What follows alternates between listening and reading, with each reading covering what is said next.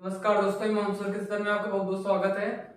चलिए अपने टॉपिक पे आते हैं। हम लोग पढ़ रहे थे डिस्कवरी। ठीक है, हम लोग को पढ़ना था, मतलब कि पढ़ने जा रहे थे हम लोग डिस्कवरी ऑफ हाइड्रोजन।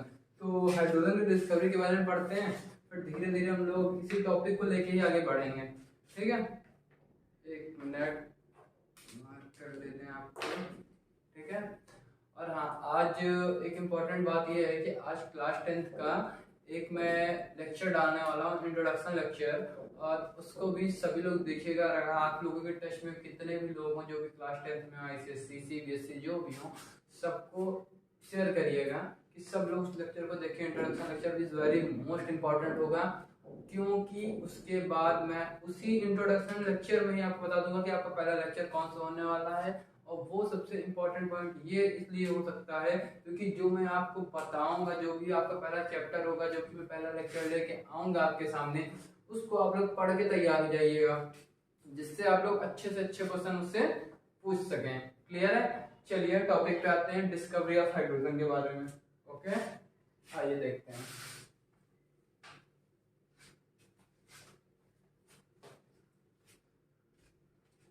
तो देखो, डिस्कवरी ऑफ हाइड्रोजन की अगर बात करें तो एक साइंटिस्ट हैं, उनका नाम है हेनरी कैवेंडिश।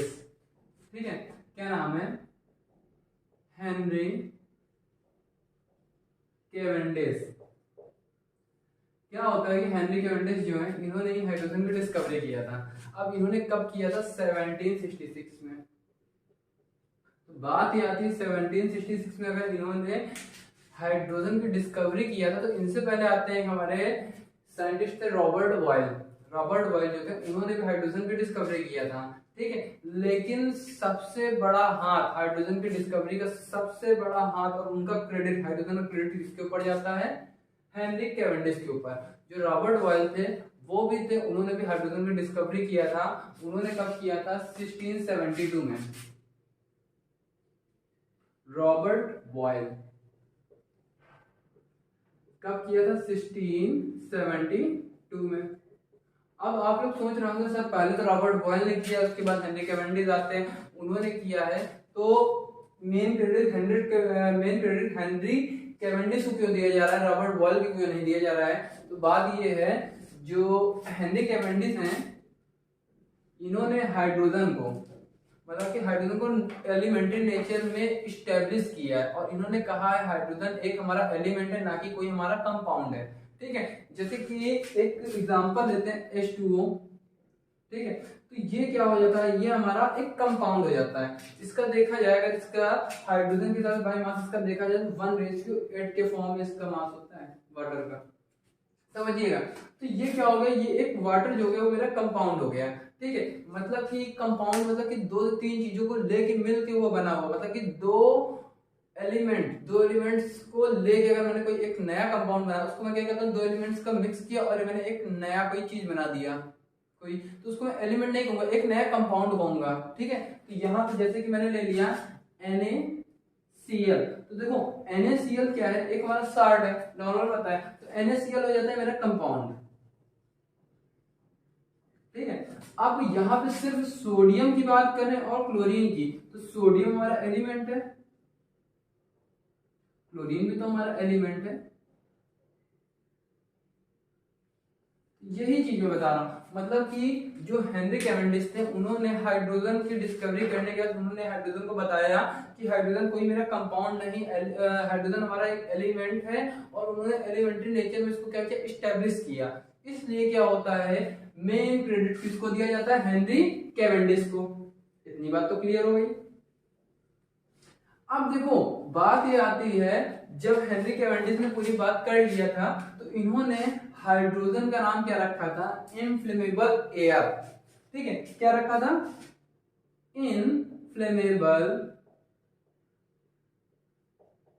एयर। क्या हुआ?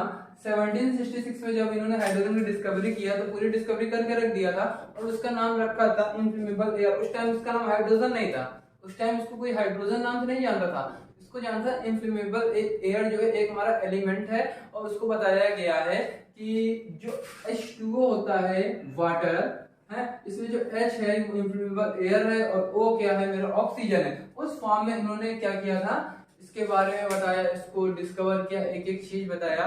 फिर उसके बाद क्या हुआ, कुछ टाइम बाद हमारे एक दूसरे साइंटिस्ट आते हैं, उनका नाम था लेवोसियर। ठीक है, अब देखो हाइड्रोजन का फर्स्ट नेम क्या है, इनफ्लेमेबल एयर। अब हाइड्रोजन का सेकेंड नेम क्या होता है, जब लेवोसियर आए 1783 में, ठीक है, तो इन्होंने क्या कहा, इनफ्लेमेबल एयर का नाम चेंज करके, मतलब कि हाइड्रोजन का नाम क्या था, इनफ्लेमेबल एयर था, और इसका नाम चेंज किया किसने, लेवोसियर ने। किसने, लेवोसियर ने नाम चेंज करके इसका नाम क्या रख दिया, हाइड्रोजन। तब से हम लोग हाइड्रोजन को हाइड्रोजन के नाम से जानते हैं। हाँ, अब देखो यहाँ पे एक बात आती है, अगर हम हाइड्रोजन को ऑक्सीजन के साथ बर्न करते हैं तो क्या होता है। हम लोगों ने हाइड्रोजन के बारे में पूरी डिस्कवरी तो मेन मोटा मोटा पॉइंट तो पढ़ लिया कि हाइड्रोजन को डिस्कवर किसने किया, कितने लोग इनके पीछे, 3 लोग पढ़े, रॉबर्ट बॉयल, हेनरी कैवेंडिश, फिर उसके कौन है, लेवोसियर, तीनों लोग पढ़े थे। रॉबर्ट बॉयल ने पहले उसके बारे में बताया होगा, जो भी हल्की फुल्की डिस्कवरी किया। फिर उसके बाद क्या हुआ कि हेनरी कैवेंडिश आया, उन्होंने सब कुछ बता डाला उसके बारे में, और उसका नाम रख दिया था इनफ्लेमेबल एयर, क्योंकि रॉबर्ट बॉयल थे, उन्होंने हाइड्रोजन की डिस्कवरी तो किया था, लेकिन उस एलिमेंट का नाम नहीं रखा था, उसके बारे में सब कुछ बता तो दिया था, बट उसका नाम रखा नहीं गया था। फिर हेनरी कैवेंडिश आते हैं और उन्होंने क्या कहा कि हाइड्रोजन एक हमारा एलिमेंट है, ना कि हमारा कोई कंपाउंड है। ठीक है, फिर उन्होंने कहा, हाइड्रोजन का नाम उन्होंने दिया कि हाइड्रोजन का नाम क्या दिया था कि इनफ्लेमेबल एयर। इनफ्लेमेबल एयर जो है हमारा, वो एक उन्होंने क्या किया, इनफ्लेमेबल एयर को एलिमेंट्री नेचर में एस्टेब्लिश कर दिया कि भाई ये हमारा एलिमेंट है, इसको कोई कंपाउंड नहीं बोलेगा, कंपाउंड नहीं बोलेगा। अब जैसे कि हाइड्रोजन का सिंबल क्या होता है, H। अब देखो अगर आपको H दिख रहा है, पॉइंट है, तो ये क्या होता है, एलिमेंट। ठीक है, अगर आपको यहीं पे H2 दिख रहा है तो ये क्या हो जाती है, गैस। ठीक है, या फिर हम लोग इसको मॉलिक्यूल्स भी कह सकते हैं, मॉलिक्यूल्स के फॉर्म में आ जाएगा ये। ठीक है, यही सब बातें होती है, मतलब छोटी छोटी बातें हम लोगों को ध्यान देना पड़ता है, तो इन सबको ज्यादा से ज्यादा ध्यान देना। पता चला कि आप लोग H2 कोई एलिमेंट लिख के चले आए हैं, H2। हेनरी कैवेंडिश ने कहा था कि हाइड्रोजन जो है हमारा एक एलिमेंट है, तो H2 हमारा एलिमेंट है, बिल्कुल नहीं लिखना ना, चट्टिया देंगे हम वहीं पे। ठीक है ना, इसको लिखना गैस। ओके, चलो इसके बाद हम बात कर रहे थे, अगर हाइड्रोजन और ऑक्सीजन को हम लोग बर्न करते हैं तो क्या होता है। एक साथ दोनों को लिया और मैंने हीट कर दिया तो क्या होगा। ठीक है, तो क्या होगा, देखो जैसे कि मैंने लिया 2 times of H2 plus O2। Clear है, अब मैंने इसको क्या किया, बर्न कर दिया। अब आप लोग सोच रहे होंगे हाइड्रोजन ऑक्सीजन को एक साथ बर्न किया तो क्या होगा, क्या होगा, तो क्या होगा, तो बेटा कुछ नहीं होगा यार, यहाँ H2O बन जाएगा, जो बन गया है ना, ऑक्सीजन 2 दे दो, आगे लगा दो हाइड्रोजन, मेरे 4 थे, 4 हाइड्रोजन तो बैलेंस भी हो गई इक्वेशन मेरी। क्लियर है, मतलब कि एक बात हमें समझ में आ गई कि जब मैं हाइड्रोजन ले रहा था और ऑक्सीजन अलग अलग ले रहा था, तब ये हमारे एलिमेंट फॉर्म में थे। जब दोनों को एक साथ मैंने क्या किया, बर्न किया, तो इन्होंने क्या बताया कि अगर आप हम दोनों लोगों को एक साथ बर्न करेंगे तो हम लोग वाटर के फॉर्म में आ जाएंगे। क्लियर है, ठीक। फिर उसके बाद देखो क्या हुआ, फिर उसके बाद हम लोग पढ़ते हैं ऑकरेंस के बारे में।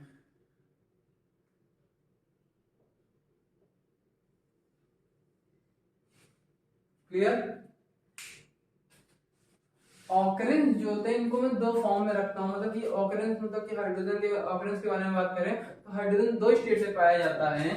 एक हमारा क्या होता है, फ्री स्टेट, और दूसरा होता है कंबाइंड स्टेट।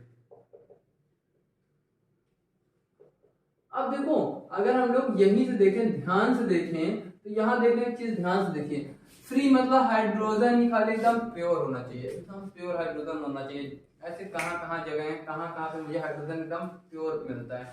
और कंबाइन मतलब तो कंपाउंड के फॉर्म में होना चाहिए, मतलब कि 2 से 3 चीजों से मिलके बना हो हाइड्रोजन, एक चीज से बना हो, 2 चीजों से 3 चीजें, वो कंबाइन स्टेट हो जाता है। मतलब वहां पे हाइड्रोजन क्या होगा, हमारा प्योर नहीं होगा। अगर कंबाइन स्टेट की बात आएगी तो हाइड्रोजन मेरा प्योर नहीं होगा, फ्री स्टेट की बात आएगी तो हाइड्रोजन मेरा क्या हो जाएगा, प्योर हो जाएगा। क्लियर है।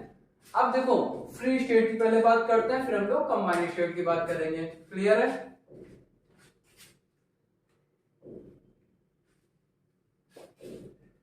देखो फ्री स्टेट में क्या होता है, जो आपने वोल्केनिक गैस के बारे में सुना होगा,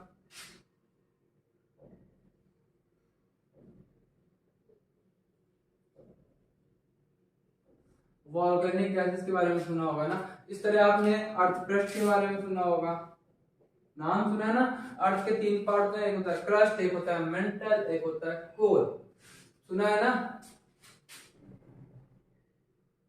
और आपने एटमॉस्फेयर के बारे में सुना होगा।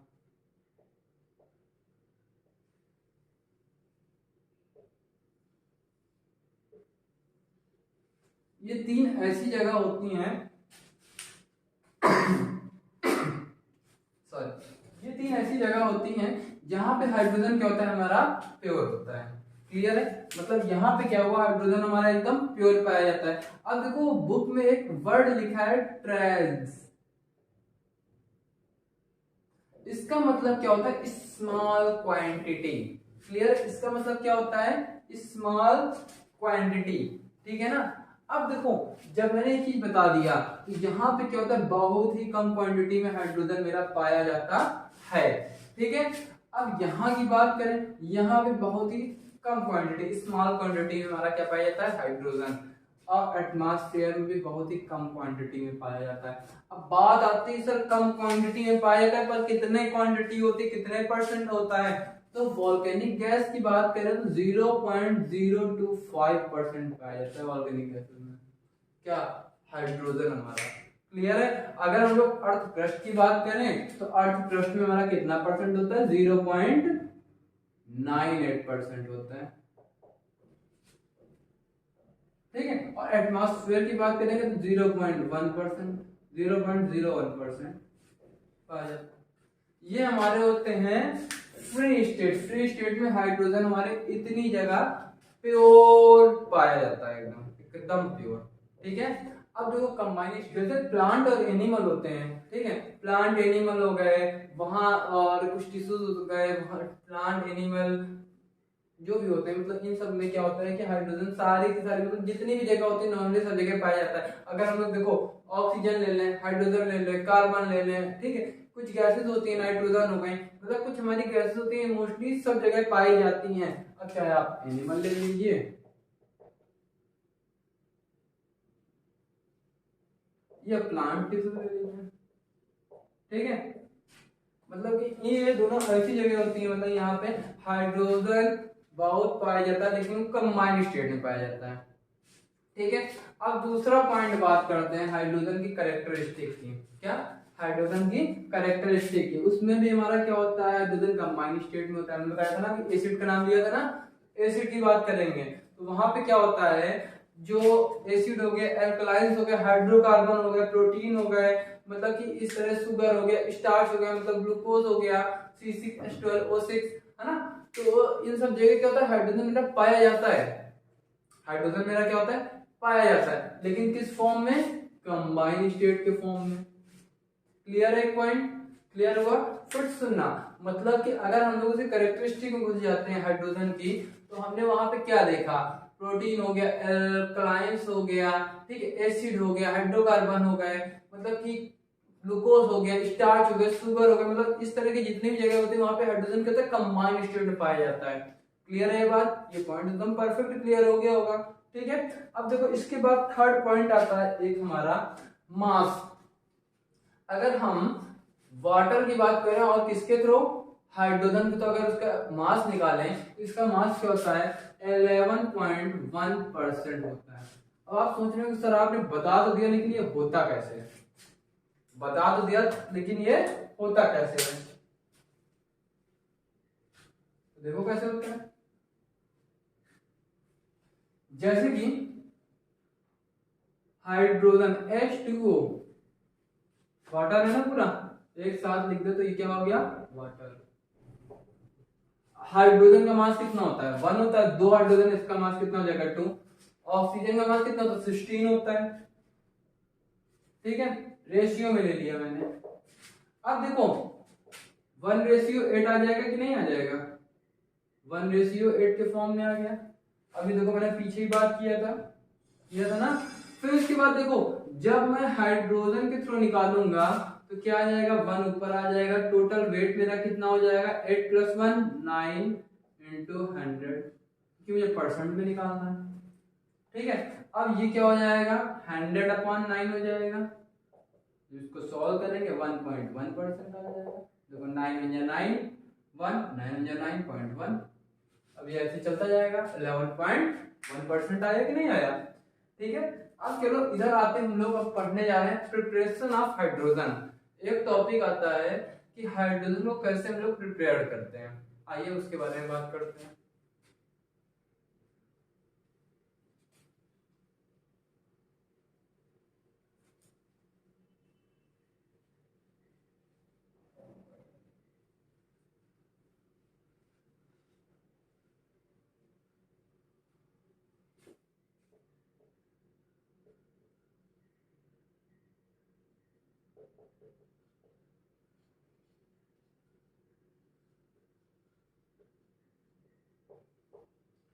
इसमें पहला पॉइंट हमारा आता है कोल्ड वाटर को लेके, अगर हम लोग चलें, क्या, from cold water and metal.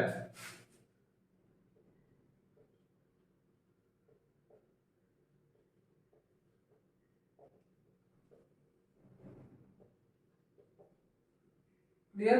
अब देखो यहाँ पे क्या होती है, हमारी 3 ऐसी मेटल होती हैं जो कि कोल्ड वाटर से रिएक्ट करती हैं और बहुत ही तेजी से। ठीक है, एक हमारी होती है पोटेशियम, सोडियम और कैल्शियम। 3 हमारी मेटल्स होती हैं और ये कोल्ड वाटर के साथ रिएक्ट करती हैं, तो हमारा क्या बनता है? क्लियर है ना? रिएक्शन करते हैं डायरेक्ट, पहले हम लोग पोटेशियम के कर लेते हैं, फिर हम लोग सोडियम के कर लेते हैं, फिर हम लोग कैल्शियम के कर लेते हैं। क्लियर है? ठीक है, आइए करते हैं पहले।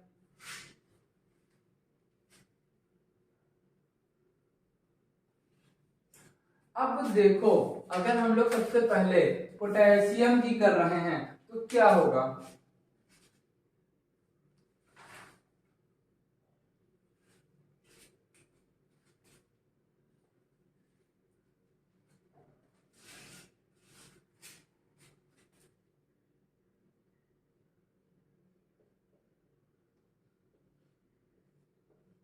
अब यहाँ पे जब बात आई कोल्ड वाटर का, अब हम लोग करा रहे थे रिएक्शन किसकी, पोटेशियम की। तो देखो सबसे पहले मैंने एक बात बोला है, सबसे पहले जब भी आपकी कोई मेटल हो और वो वाटर के साथ रिएक्ट कराती है तो सबसे पहले आप लोग हाइड्रोजन गैस क्या करेंगे, बाहर निकाल देंगे। अब आपने क्या किया, यहाँ पे हाइड्रोजन गैस को बाहर निकाल दिया। ठीक है, अब यहाँ पे बचा क्या, 2KO। अब KO तो कुछ होता ही नहीं है, KO तो कुछ होता ही नहीं है, तो यहाँ पे 2 आ जाएगा, यहाँ पे H आ जाएगा, पोटेशियम हाइड्रोक्साइड बन जाएगा। मतलब कि एक बात क्लियर हो गई कि अगर हम लोग मेटल ले रहे हैं और उसको कोल्ड वाटर के साथ रिएक्ट करा रहे हैं तो हाइड्रोक्साइड आयन मिलेगी। कोई भी मेटल ले लें और मतलब कि जो हमारी मेटल होती है, अगर मैंने मेटल ले लिया पोटेशियम, सोडियम, कैल्शियम, तीनों को लेके अगर हम चल रहे हैं और उसको क्या किया, मैंने कोल्ड वाटर से रिएक्ट कराया तो वहां मुझे क्या मिला, हाइड्रोक्साइड आयन मिला और मुझे एक हाइड्रोजन गैस मिली। क्लियर है ये चीज? ठीक है, अब चलो इसके आगे की बात करते हैं। जब मैंने यहाँ पे रिएक्शन कराई तो इसके बाद क्या हुआ, पोटेशियम की डेंसिटी क्या होती है,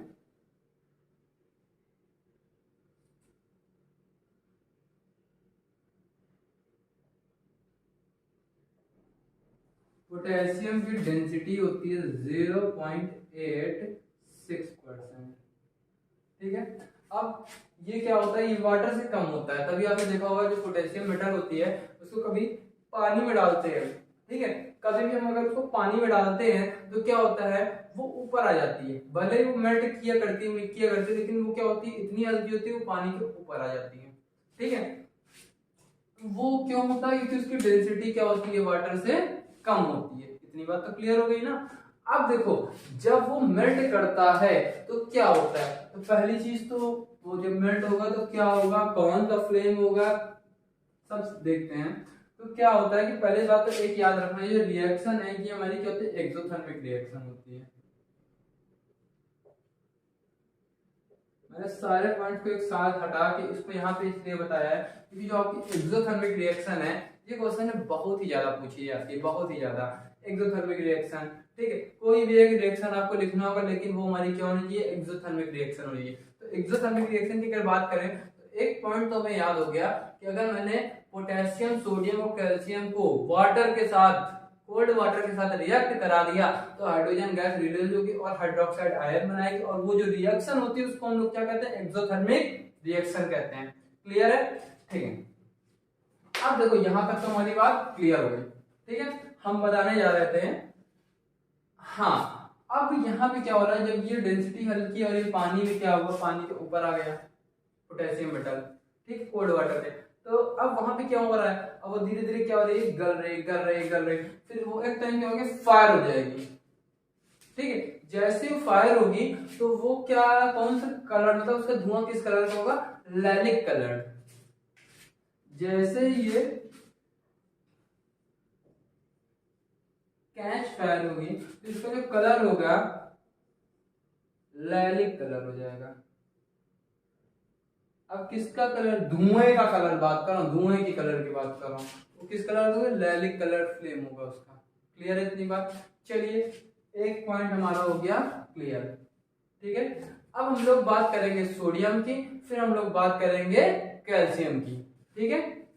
इसको अगर स्क्रीनशॉट लेना तो ले लीजिए आप लोग जल्दी से।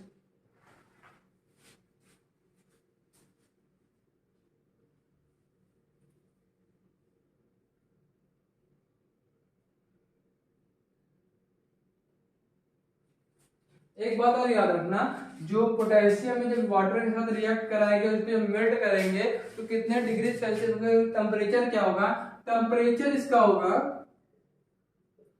62 डिग्री सेल्सियस। क्लियर है? ठीक है, ठीक।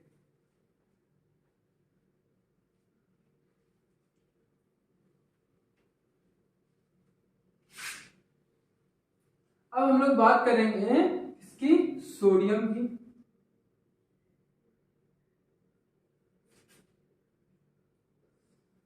रिएक्शन हमारी सेम होगी, तरीका हमारा सेम होगा, जब सब कुछ हमारा सेम होगा तो इसमें डिफरेंट क्या होगा, पॉइंट ये आता है। तो आइए देखते हैं, जैसे कि मैंने लिया सोडियम मेटल और इसको कोल्ड वाटर के साथ रिएक्ट करा दिया, तो सबसे पहले मेरा वर्क क्या होता है, हाइड्रोजन गैस हमारी क्या होती है, रिलीज होती है। और फिर उसके बाद क्या हुआ, जब ये हाइड्रोजन गैस रिलीज हो गई तो यहाँ क्या बचेगा, 2NaOH। क्लियर हो गया? अब देखो मैंने भी थोड़ी देर पहले बताया ना, कोई भी नहीं, सिर्फ 3 मेटल, सोडियम, कैल्शियम, पोटेशियम, अगर ये तीनों रिएक्शन, मतलब ये तीनों ले रहे हैं, ये कोई भी रिएक्टिव मेटल ले लेते हैं हम लोग और इसको वाटर के साथ रिएक्ट करा देते हैं, कोई भी मेटल हो मेरी, ठीक है। मैं पोटेशियम, सोडियम, कैल्शियम को मेन लेके बात चल रहा हूँ।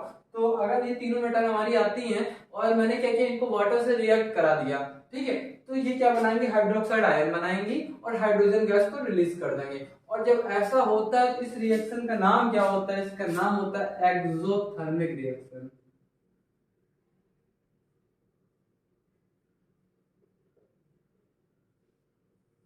क्लियर है? पॉइंट क्लियर हो गया ना?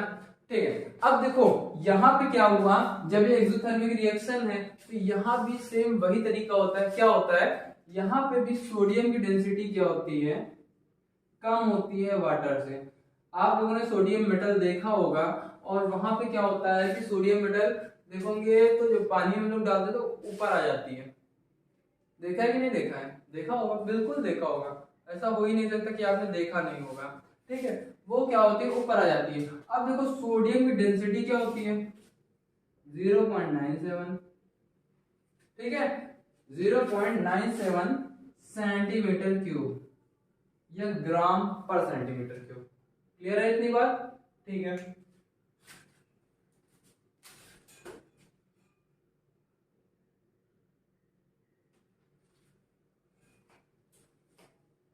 अब इसके बाद क्या होता है, जब ये हमारा क्या होता है, जब मेल्ट होता है, मतलब ये मेल्ट होने लगता है तो ये किस फॉर्म में आ जाता है, सिल्वर ग्लोब्यूल।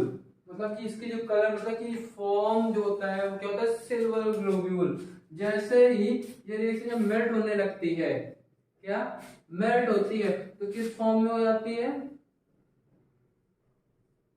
Silver globule. ठीक है, अब देखो ये बात तो हमारी क्लियर हो गई। अब क्या होता है, एक टाइम फायर भी होती होगी, मतलब कि जब पूरी मेल्ट हो जाती है तो क्या होता है, तो उसकी बात कर लेते हैं। जब ये क्या होता है, जब ये कैच करते हैं, मतलब कैच द फायर, मतलब क्या होगा, जब फायर होगी तो यहाँ पे क्या होता है, इसका जो फ्लेम होता है ये क्या होता है, गोल्डन येलो होता है। ठीक है,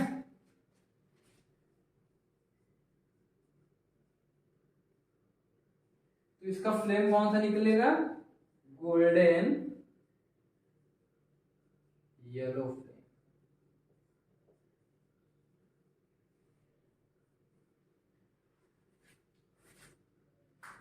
क्लियर है, ठीक है। अब आते हैं हम लोग फाइनल लास्ट पॉइंट पे। वो पोटेशियम पढ़ लिया हम लोगों ने, सोडियम पढ़ लिया, हम लोग कैल्शियम पढ़ने जा रहे हैं। क्लियर है,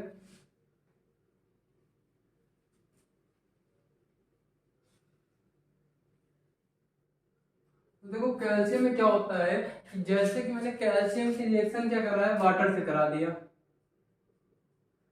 ठीक है, अब यहाँ पे क्या होगा, ये जो होगा सबसे पहले तो हाइड्रोजन गैस रिलीज करेगा। ठीक है, फिर यहाँ पे क्या बन जाएगा, CaOH का होल ट्वाइस। ठीक है, अब ये ऐसा क्यों बन रहा है, इसका रीजन ये होता है, जो कैल्शियम होता है, कैल्शियम की डेंसिटी क्या होती है, वाटर से हमारी ज्यादा होती है। ठीक है, कैल्शियम की डेंसिटी क्या होती है, वो वाटर से उसकी ज्यादा होती है। और मैंने क्या कहा, इसके जो सॉल्यूशंस होते हैं मिल्की होते हैं, ठीक है, एल्कलाइज होते हैं। ठीक है, फिर उसके बाद हो गया टर्बाइड हो गया। ठीक है, ऐसे सॉल्यूशन होते हैं। फिर एक इंपॉर्टेंट पॉइंट मेरा इसमें आता है, सिंपल सा पॉइंट है, बहुत इंपॉर्टेंट है, ज्यादा इंपॉर्टेंट भी नहीं है, कि मतलब जो मेरा ये होता है कैल्शियम होता है, अगर हम लोग कैल्शियम के सॉल्यूशन में रेड लिटमस पेपर डालते हैं, ठीक है, तो ये क्या होता है, ये चेंज करके ब्लू कर देता है। ठीक है, मतलब ये क्या कर देता है, कलर को चेंज करके ब्लू कर देता है। इतनी बात तो आ गई समझ में, क्लियर है। अब आज के लिए बस इतना ही, मिलते हैं हम लोग नेक्स्ट लेक्चर में। ओके, बहुत बहुत धन्यवाद।